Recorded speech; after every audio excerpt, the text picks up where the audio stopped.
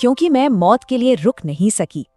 इन्हीं कुछ शब्दों से अंग्रेजी भाषा की सबसे मशहूर और कह सकते हैं रहस्यमयी कविताओं में से एक की शुरुआत होती है। तो आज हम एमिली डिकिंसन की इसी महान रचना की एक एक परत खोलेंगे। ये एक ऐसा सफर होने वाला है जो शायद जीवन, मृत्यु और अनंत काल के बारे में हमारी सोच को हमेशा के लिए बदल दे। लेकिन इन लाइंस में गहरा उतरने से पहले हमें उस शख्सियत को जानना होगा जिन्होंने इन्हें लिखा है, मतलब बेमिसाल एमिली डिकिंसन। तो ये है एमिली डिकिंसन। 1830 में मैसाचुसेट्स के एमहर्स्ट में पैदा हुई और ये जगह एमहर्स्ट एक तरह से उनकी पूरी दुनिया ही बन गई, क्योंकि उन्होंने अपनी जिंदगी एक गहरे एकांत में गुजारने का फैसला किया, जिसके लिए वो काफी जानी भी जाती हैं। और उसी अकेलेपन में उनकी जो क्रिएटिविटी थी वो ऐसे उभरी कि उसकी कल्पना करना भी मुश्किल है। उन्होंने करीब करीब 1800 कविताएं लिख डाली। सोचिए, टैलेंट का एक ऐसा सैलाब जो दुनिया की नजरों से बिल्कुल छिपा हुआ था।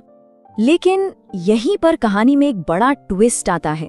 उस इतने बड़े खजाने में से उनके जीते जी सिर्फ 10 कविताएं छपी, सिर्फ 10। उनकी काबिलियत उनकी मौत के बाद तक दुनिया के लिए एक राज ही बनी रही। और यही बात हमें सीधे इस कविता पर ले आती है, और साथ ही उस अविश्वसनीय कहानी पर भी कि कैसे डिकिंसन की असली आवाज को उस समय के एडिटर्स ने दबा दिया था और फिर दशकों बाद उसे गुमनामी से बाहर निकाला गया। देखिए, जब ये कविता पहली बार 1890 में छपी उनकी मौत के बाद, तो उस दौर के एडिटर्स को उनका जो रेवोल्यूशनरी स्टाइल था वो समझ ही नहीं आया। तो उन्होंने क्या किया, उन्होंने इसमें बड़े बड़े बदलाव कर दिए। उनकी तुकबंदी को, जिसे वो अधूरा मानते थे, सुधार दिया। उनके जो अजीबोगरीब पंक्चुएशन मार्क्स थे उन्हें नॉर्मल बना दिया। असल में वो चाहते थे कि डिकिंसन उस समय के लिटरेचर के सांचे में फिट हो जाएं। फिर आधी सदी से भी ज्यादा गुजर गई। साल आया 1955, जब एक स्कॉलर थॉमस एच जॉनसन ने आखिरकार इस कविता को उसके असली रूप में बहाल किया, और तब पहली बार दुनिया उस कविता को ठीक वैसे पढ़ पाई जैसा डिकिंसन ने उसे लिखा था, उसकी पूरी ताकत और उसकी असली खूबसूरती के साथ। तो ठीक है, अब कविता में सीधे उतरते हैं। हम इसके रिस्टोर्ड वर्जन को देखेंगे, यानी पोएम 712। अब इसमें सबसे दिलचस्प बात पता है क्या है? डिकिंसन ने इसमें एक ऐसी लय का इस्तेमाल किया है जो अक्सर चर्च के भजनों में मिलती है। जरा सोचिए, मौत और अनंत काल पर इतनी अलग सोच वाली कविता के लिए ये कितना साहसी और कह सकते हैं विद्रोही चुनाव था। तो कविता की शुरुआत उस डर से नहीं होती जिसे हम आमतौर पर मौत से जोड़ते हैं, नहीं, बल्कि इसकी शुरुआत होती है एक हैरान कर देने वाले शिष्टाचार से। एक बिन बुलाया मेहमान एक बग्घी लेकर आता है। यहाँ पर मौत कोई डरावना यमदूत नहीं है, बिल्कुल नहीं, बल्कि उसे एक विनम्र सज्जन के रूप में दिखाया गया है जो उन्हें एक बग्घी में घुमाने के लिए बुलाता है। और वो अकेले भी नहीं है, उनके साथ है अमरता, जो इस आखिरी मुलाकात में एक चैपरोन यानी संरक्षक की तरह है। अब ये बात वक्ता के मौत के प्रति नजरिए के बारे में क्या बताती है? मौत को इतने सौम्य, इतने जेंटल रूप में दिखाना, ये एक बहुत ही अहम फैसला है। पहली ही लाइन से डिकिंसन कविता का पूरा माहौल ही बदल देती हैं। ये कोई डरावनी कहानी नहीं होने वाली, बल्कि कुछ बिल्कुल ही अलग होने वाला है।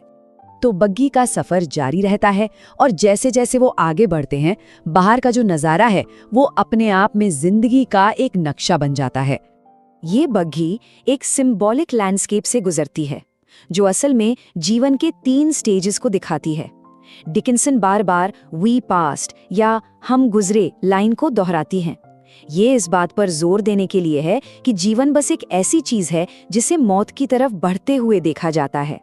वो गुजरते हैं स्कूल से, जो बचपन का प्रतीक है, फिर अनाज के खेतों से, जो जवानी का, और आखिर में डूबते सूरज के पास से, जो बुढ़ापे को दर्शाता है। और फिर एक बहुत ही सटल लेकिन कमकपी छुड़ाने वाला बदलाव आता है।